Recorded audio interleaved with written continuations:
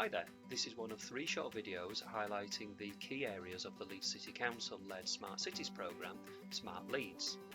In this video we'll take a look at our key priority areas, those being health and well-being, housing standards and growth, travel and transport, and climate emergency. Leeds has a strong health sector, and as you can imagine there's a lot of work going on in this area.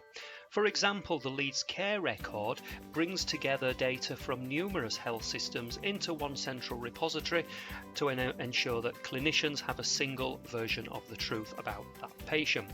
CareView was developed through our innovation labs, which identifies instances of social isolation and enables public health colleagues to target their resources in the right areas.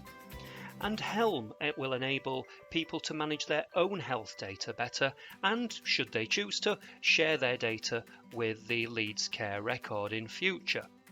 But more broadly, how can technology help with addressing health inequalities right across our area? And how can we improve the health of the poorest the fastest? Next, and on to travel and transport, and with the city centre expected to double in size in the next 20 to 30 years, it's important that we have the right transport infrastructure in place to enable more people to live, work and visit here.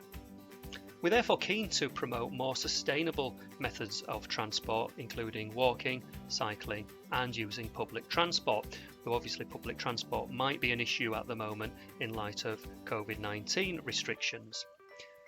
We're currently working on a cycling project, looking at how can we repurpose the same technology where buses take priority over vehicles down a bus lane. Could we do the same for cyclists in a cycle lane? So for example, as a cyclist approaches a junction, they get the green light, they get the priority, and all the cars are held back, meaning it's a safer, better experience for the cyclist and could potentially promote more people to take up the bike. With 56,000 social houses, Leeds City Council is the largest landlord in the city and is keen for each and every one of those properties to be in the best condition that they can be. Of course, if people's homes are of a good quality, then their health and well-being is likely to be improved as well. The flagship Housing of the Future programme is looking at how technology can help us better manage the individual property, communal areas in tower blocks, including waste and lift management, and can also help people stay in their own homes and live as independently as possible for as long as possible. The government-funded GovTech project is focusing specifically on how Internet of Things technology can help us collect real-time data about a property, for example, humidity, temperature and carbon dioxide. All this data can help us identify when things are not quite right and take action before a problem becomes a serious issue. And more broadly, we're looking at how technology can help ensure that everyone in Leeds is able to live in good quality, affordable accommodation, where we can reduce fuel poverty, homelessness and rough sleeping. And finally, on to climate. In 2019, Leeds declared a climate emergency to become carbon zero by 2030. So how can technology help us achieve this target going forward? Now, whilst more people are currently working from home due to COVID-19, the air quality around the world has improved. What we don't want to see, however, is a return to everyone using their cars as restrictions are eased.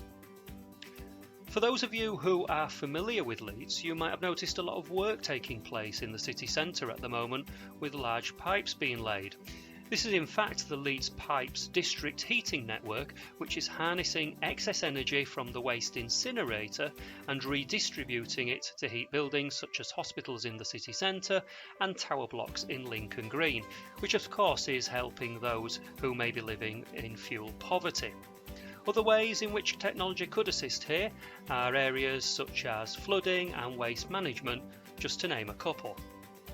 We've focused there on the 4 main priority areas of the Smart Leeds programme, but that's not to say there aren't other priorities that we need to be looking at as well, not least in respect of COVID-19 and how we continue to roll out services, open up services, taking into account social distancing, of course. In the future, economy will be an increasing problem, and of course community resilience. How can our communities cope with the pace of change, and how can technology assist us in those areas? I hope you found that useful, and you can take a look at the other 2 short videos in this series, and I will leave you with our contact details if you need any further information. Thank you.